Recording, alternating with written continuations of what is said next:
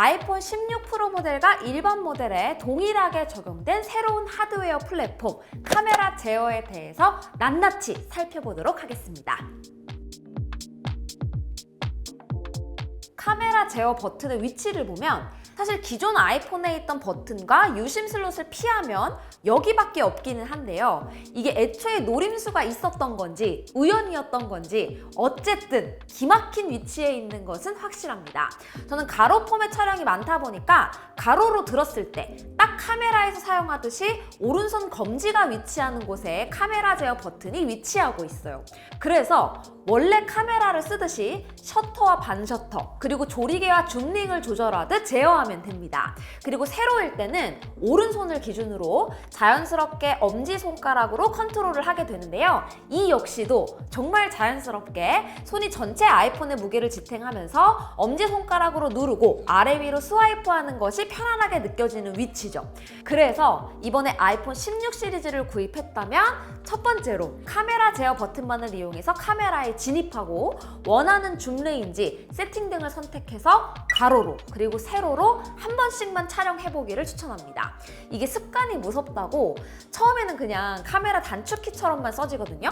그런데 이렇게 몇 번 반복을 하고 나면 이제 확실히 화면을 터치하는 게 아니라 카메라 제어 버튼만을 이용해서 더 빠르고 자연스럽게 사용하게 되더라고요. 처음에 적응할 수 있는 시간을 꼭 줘야 합니다. 자, 그럼 이제 이 하드웨어가 어떻게 구성되어 있는지 이해해야 조작하기도 쉽겠죠? 카메라 제어 버튼의 기본 설정이 카메라 실행으로 되어 있고 아마 대다수가 이렇게 사용할 것 같은데요. 카메라 실행이 잠금 화면에서도 가능하기 때문에 이게 실수로 실행될 여지가 있습니다. 그래서 다른 버튼과는 다르게 어느 정도 확실한 의지를 갖고 정확한 위치를 눌렀을 때 실행이 되도록 버튼이 돌출되어 있지 않고 프레임과 동일 레벨로 마감되어 있어요. 사용해보니까 위치에 대한 감이 어느 정도 익혀지고 나면 실수로 실행될 일이 극히 적기는 한데요.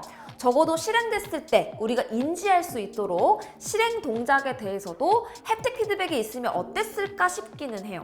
혹시나 본인이 사용하는 습관에 따라서 실수로 실행되는 일이 많다면 메뉴에서 2번 클릭으로 실행되도록 변경이 가능하거든요. 어차피 한 번과 2번 클릭 각각 설정할 수는 없으니까 본인이 실수를 덜 하는 방법으로 편하게 선택하시면 됩니다. 인식하는 동작은 크게 3가지예요.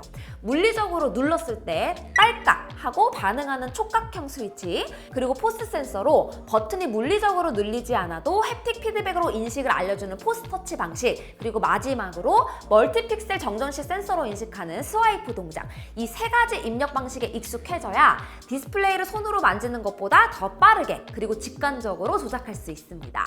이 중에 적응이 좀 필요한 부분은 포스 터치인데요. 사용을 해보면 어렵지 않게 익숙해집니다. 그냥 카메라를 실행하고 포스 터치 한 번 눌러서 메뉴 불러오고 스와이프해서 조절하고 포스 터치 2번 눌러서 상위 메뉴로 돌아가고 스와이프해서 이동하고 다시 포스 터치 한 번 눌러서 선택, 이런 식으로 메뉴를 왔다 갔다 해보는 연습을 하면 포스 터치 한 번, 2번 누르는 감과 어느 정도 눌러야 하는지 쉽게 감을 잡을 수 있을 거예요. 그러면 어떤 것들을 할 수 있는지 보도록 할게요. 카메라 제어 버튼을 어디서든 한번 누르면 카메라가 실행됩니다. 거의 카메라를 사용하지 않을까 싶은데 옵션에 보면 카메라 외에도 코드 스캐너, 확대기, 없음 중에 선택이 가능합니다. 카메라가 실행되고 나면 카메라 제어 버튼은 셔터 버튼이 돼서 다시 클릭하면 사진 촬영이 되고요. 그리고 사진 모드에서는 카메라 제어 버튼을 꾹 누르고 있으면 누르고 있는 동안 영상이 촬영되고 손을 떼면 영상 촬영이 중지되면서 다시 사진 모드로 돌아옵니다. 사진 찍으면서 영상도 중간중간 찍을 때 모드 변경하기 귀찮고 번거롭잖아요. 그래서 저는 이거 잘 쓰게 되더라고요. 만약 동영상 모드라면 그냥 한 번 클릭하면 녹화 시작, 다시 한 번 누르면 녹화 정지로 작동합니다. 앞에서 연습해봤듯이 촬영 세팅을 바꾸기 위해서는 포스 터치를 한 번 누르면 기본으로 확대 축소가 표시됩니다. 재밌는 게 카메라 제어를 사용하는 동안 다른 UI는 살짝 숨겨지고 사용을 안 하고 있으면 다시 나타나요. 한 가지 팁이 있다면 확대 축소 숙소로 가지 않고 바로 다른 메뉴로 들어가고 싶을 때는 포스터치 한 번 눌러서 불러낼 필요 없이 처음부터 2번 누르면 상위 메뉴에서 시작할 수 있습니다. 이거 알아두면 원하는 메뉴에 빠르게 진입할 수 있겠죠? 포스터치 2번으로 상위 메뉴에 진입하면 노출, 심도, 확대 축소, 카메라 렌즈 변경, 스타일, 톤을 선택할 수 있습니다. 스와이프를 통해 이동하고 포스터치 한 번으로 진입할 수 있어요.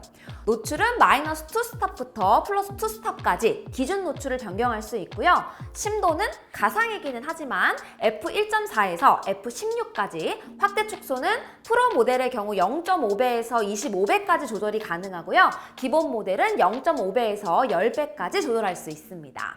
카메라는 렌즈 변경 옵션인데요. 0.5배, 1배, 2배까지는 두 모델 모두 있고 5배는 프로 모델만 있습니다. 이 중 2배 옵션은 메인 카메라가 제공하는 옵션이에요. 스타일이 이번에 처음 들어간 기능인데요. 기본을 기준으로 왼쪽으로는 피부톤에 대한 우선적인 보정 옵션을 제공하고, 그리고 오른쪽은 피부톤은 최대한 유지한 채로 장면 전체 스타일이 변경됩니다. 그리고 기존에 있었던 톤도 여기서 선택할 수 있어요. 톤은 촬영 단계에서 잘 안 쓰게 되고 이번에 새롭게 들어간 스타일만 좀 써보고 있는데요. 왼쪽 메뉴에 있는 피부톤 보정은 굉장히 유용하더라고요. 촬영 단계에서 원하는 컬러를 선택해 촬영하면 의도한 느낌을 내기 편했습니다. 어차피 인물이 있는 사진은 피부톤이 전부이기 때문에 피부에 대한 보정 옵션을 먼저 볼 수 있다는 점이 큰 장점이었어요. 이벤트에서 언급한 것처럼 카메라 제어 버튼은 서드파티에서도 사용할 수 있습니다. 하지만 아쉽게도 제가 촬영하는 날까지는 애플 이벤트에 포함된 사례인 키노에서도 지원을 하지 않아서 사용해 볼 수는 없었어요. 키노를 비롯해서 블랙매직 디자인 카메라 등등 자주 쓰는 앱에서 이 하드웨어를 어떤 방식으로 활용할지도 기대가 됩니다. 이 부분은 제가 차차 업데이트 하도록 할게요. 스마트폰을 교체하는 가장 큰 이유 중에 하나가 항상 카메라인데요. 이번에 카메라 센서나 이미지 품질에 대한 강조도 있었지만 새롭게 카메라를 사용하는 방법에 대한 하드웨어를 제공했다는 측면에서 재미도 있었고, 또 사용을 해보니까 더 유용해서 자주 쓰게 되더라고요. 기대보다 더 좋았습니다. 적응에 크게 오래 걸리지도 않고, 또 사용해보면 자연스럽게 파지한 상태에서 조작하는 것이 더 편하게 느껴지는 순간이 많으니까 이번에 아이폰 16 시리즈를 구입했다면 제가 언급한 부분들, 그리고 중간에 적응하기 위한 과정들을 잠깐만 시간 내서 해보면 좋을 것 같아요. 올해 안에 시각지능 기능과도 이어진다고 하는데 이 부분도 기능이 오픈되면 다시 한번 소개하도록 하겠습니다. 궁금한 점 남겨주시고요. 그럼 저는 다음 영상에서 또 인사드릴게요. 안녕히 계세요. 카메라 컨트롤이 이게 포스 터치도 있고 또 스와이프도 되고 해야 돼서 이게 케이스를 끼우면 어떨까 좀 걱정이 있거든요. 그런데 정품 케이스는 아무런 문제 없이 되게 잘 눌립니다. 이렇게 잘 됩니다. 실리콘 케이스도 이런 식으로 돼 있어요.